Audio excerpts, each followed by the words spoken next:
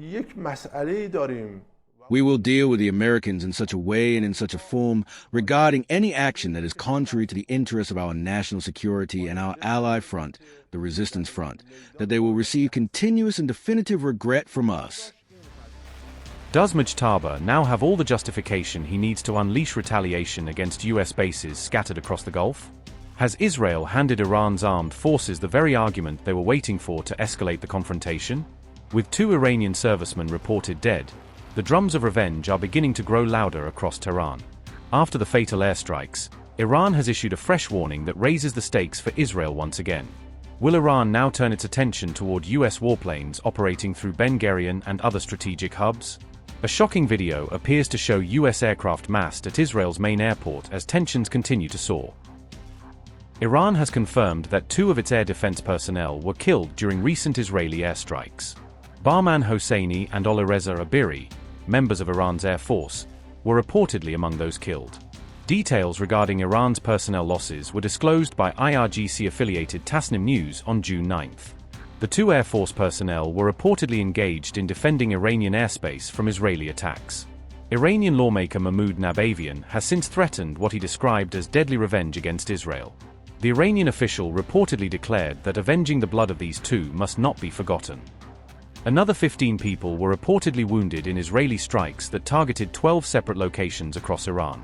However, another Iranian lawmaker also claimed that Americans must now accept what he called their defeat. We have a problem. The Americans must accept that they have been defeated, that they are the losers in this arena. The impression is that they have not yet come to this understanding.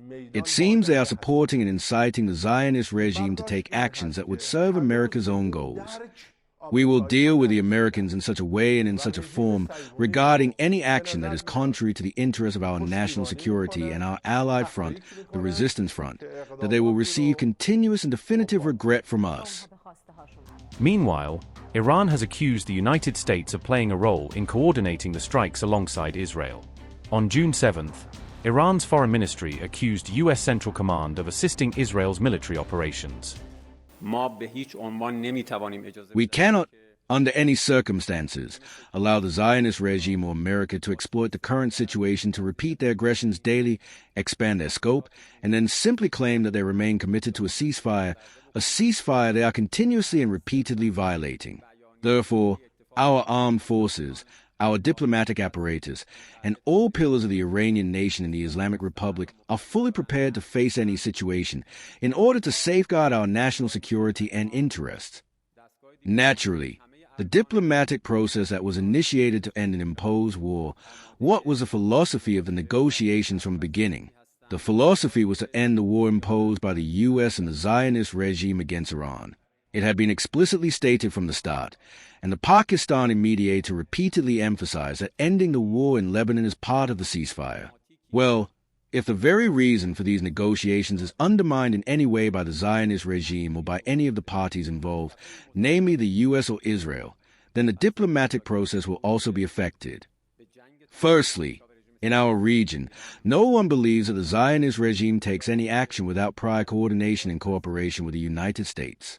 Also, we must not overlook the fact that the U.S. Department of State has explicitly cited protection of the Zionist regime as the primary reason for imposing this war against Iran.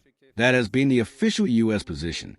Third, even now, despite claims by U.S. officials, we are aware that CENTCOM remains fully coordinated and cooperative with the Zionist regime, both defensively and offensively. The assertions by U.S. officials that they were unaware of the Zionist regime's actions regarding the attack on Lebanon further indicate that these officials believe, and continue to believe, that a ceasefire in Lebanon was part of the April 8 ceasefire understanding. This also raises a suspicion that either the Zionist regime is deceiving the United States, or there exists a kind of division of labor between the two. Experience shows that the latter option is far closer to reality in many cases. This is not the first time the Zionist regime has carried out a disruptive and destructive act precisely when it perceives that a process has taken a positive turn. At the highest levels, Americans have admitted, both before and after negotiations, that they kept Zionist regime officials informed of developments and acted in full coordination with them. Yet now we hear that American officials were exposed to the intelligence and security activities of the Zionist regime. This in itself is further evidence that the Zionist regime has no faith in any diplomatic process that could lead to even the slightest calm in our region. We are determined to restore relations with regional countries. The policy of good neighborliness with all countries in the region remains a consistent and unwavering policy.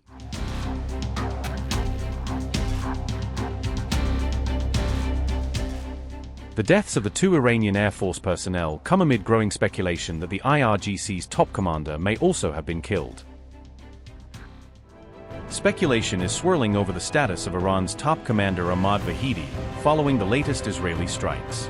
Unconfirmed reports have emerged suggesting that the IRGC commander may have been killed on June 8th. The commander-in-chief of the IRGC was allegedly killed during overnight Israeli attacks targeting Tehran. Social media platforms are abuzz with rumors surrounding Ahmad Vahidi's alleged death at the hands of the IDF. The reports claim Vahidi was targeted in Tehran because of repeated threats directed against Israel. Who is Ahmad Vahidi? Ahmad Vahidi was appointed Commander-in-Chief of the IRGC on March 1, 2026. He previously served as both Iran's Defense Minister and Interior Minister. Vahidi also led the Quds Force from 1988 to 1998 during a critical period for Iran. He has been accused by Argentina of involvement in the 1994 AMIA bombing in Buenos Aires. If proven true, the killing of the hardline IRGC veteran would deal a major blow to Iran's military establishment. However, there has been no official confirmation of Vahidi's alleged death from either Iran or Israel.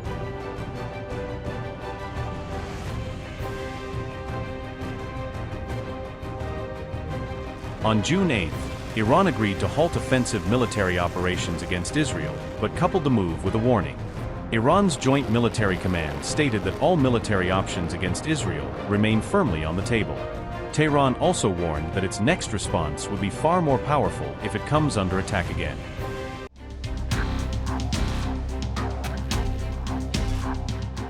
These refueling tankers remained openly stationed at the civilian airport, while frontline combat jets were believed to be operating from secure military bases, highlighting a deliberate separation between support and strike platforms.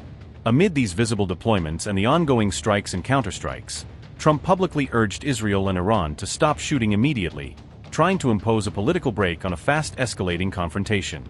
Trump also claimed that despite what he called ignorant and stupid attacks, both sides were engaged in peace talks, suggesting that quiet diplomacy was still underway even as missiles flew.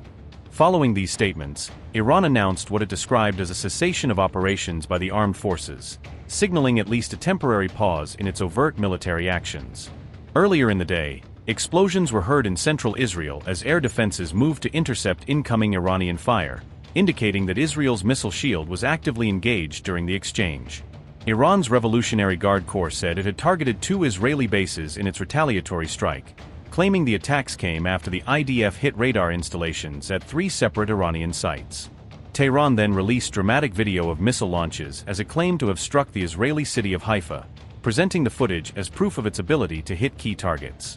This came after the Israeli Air Force reportedly struck several targets at a petrochemical complex in Mashhad, a move likely aimed at damaging elements of Iran's industrial and strategic infrastructure. Adding to the pressure on Israel, Yemen's Houthi group said on June 8 that it had launched a new missile attack on central Israel, tying itself directly into the wider confrontation. The rebels claimed that sensitive targets belonging to what they called the Israeli enemy in Jaffa had been struck, positioning the attack as part of a broader campaign of solidarity with Iran.